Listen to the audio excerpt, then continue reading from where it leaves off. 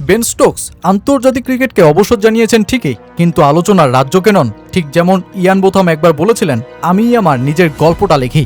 Ben স্টোকসও হয়তো সেই লাইনেরই কোনো চরিত্র। আন্তর্জাতিক ক্রিকেটকে গুড বাই বলেছেন স্টোকস টেস্ট ম্যাচ চলাকালীনই, যেই খবর ছড়িয়ে দেয় England and Wales cricket board.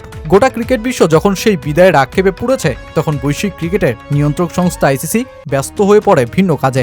অতঃপর ক্রিকেট আইন খুঁজে দেখা হয়। ইসিবি ক্রিকেটের আইনের নিয়মকেই লঙ্ঘিত করে বসেছেন, আর যার জবাব চেয়ে বসে ক্রিকেটের নিয়ন্ত্রক সংস্থা আইসিসি।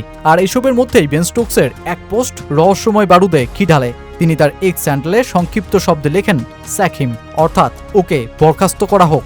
আসলে কি হচ্ছে ইংল্যান্ড ক্রিকেটে বেন স্টোকসের বিদায়কে নিয়ে? বিপত্তির শুরুটা ইসিবি শেয়ার করা এক ভিডিওকে ঘিরে। নিউজিল্যান্ডের বিপক্ষে ট্রেন্ট ব্রিজ টেস্ট ম্যাচ চলাকালীন ইংল্যান্ডের টেস্ট অধিনায়কত্ব থেকে অবসরের ঘোষণা দেন বেন স্টোকস। তবে সাধারণ নিয়মের বাইরে গিয়ে তিনি ম্যাচ চলাকালীন নিজের বোলিং স্পেলের মাঝেই যেই ঘোষণা প্রকাশ করার সিদ্ধান্ত নেন। চতুর্থ দিনের খেলা চলাকালীন ইংল্যান্ড সময় বিকাল 3:25 চা বিরতির 15 মিনিট আগে ইসিবি আনুষ্ঠানিকভাবে স্টোকসের অবসরের খবর প্রকাশ করে। ইসিবি একটি ভিডিও প্রকাশ করে, যেখানে দেখা যায় সেদিন সকালে খেলা শুরুর আগে ড্রেসিং রুমে সতীর্থদের নিজের সিদ্ধান্তের কথা জানাচ্ছেন স্টোকস, আর এতেই বাধে বিপত্তি।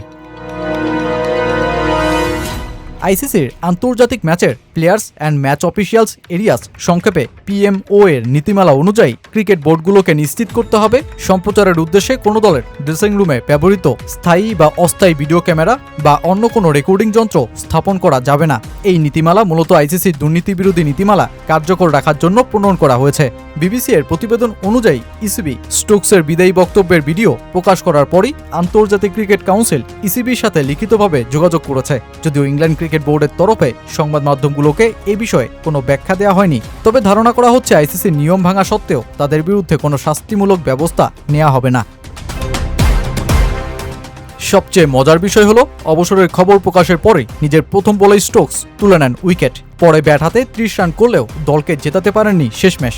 আর এই প্রতিবেদন প্রকাশ হলে ফের যখন বিতর্ক তৈরি হয়, তখন দ্য ডেইলি টেলিগ্রাফের প্রতিবেদনকে শেয়ার করে তিনি এক্স হ্যান্ডেলে মদাচ্ছলে লিখেছেন স্যাক হিম। আসলে বেন স্টোকসের ক্যারিয়ারটাই তো এমন, যিনি নিজেই তার নিজের গল্প লেখেন, তৈরি করেন।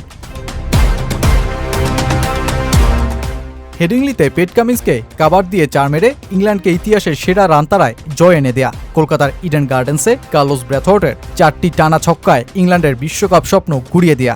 2017 সালে ব্রিস্টলে একটি নাইট ক্লাবের বাইরে রাগের বশে সংঘর্ষে জড়িয়ে নিজের ক্যারিয়ারই কার্যত শেষ করে ফেলার মুহূর্ত তৈরি করা। 2019 বিশ্বকাপের নাটকীয় ফাইনালে দলকে শিরোপা জেতানো। 2022 টি-20 বিশ্বকাপ জেতাতেও ভূমিকা রাখা। এক বেন স্টোকসের গোটা ক্যারিয়ার পড়তে পড়তে যখন আপনি বিভ্রান্ত হয়ে পড়বেন কোন মুহূর্তকে আপনি রাখবেন সবার শীর্ষে, তখন সেই স্টোকসের ক্রিকেটীয় বিদায়টা হলো সেই নাইট ক্লাব কাণ্ডের পর হতাশা আর বিভ্রান্তির আবহে। স্কাই স্পোর্টসের তথ্য অনুযায়ী তিনি অবসর ঘোষণার পর ঘন্টায় প্রায় 4 মাইল বেশি গতিতে বল করেছিলেন। ফলে বিদায়ী সময়গুলোতে স্টোকস যেন ফিরে গেলেন শুরুর দিনে সেই রাগী ও আবেগপ্রবণ তরুণের রূপে, যার প্রতিভা নিয়ে কারো সন্দেহ না থাকলেও প্রশ্ন ছিল, ও কি সত্যি এত ঝুঁকি নেওয়ার মতন মূল্যবান? ক্যারিয়ার শেষে স্টোকস তো সেটাই প্রমাণ করে দিয়ে গেলেন। অলরাউন্ডার ও নেতা আসলে এমনই হওয়া চাই।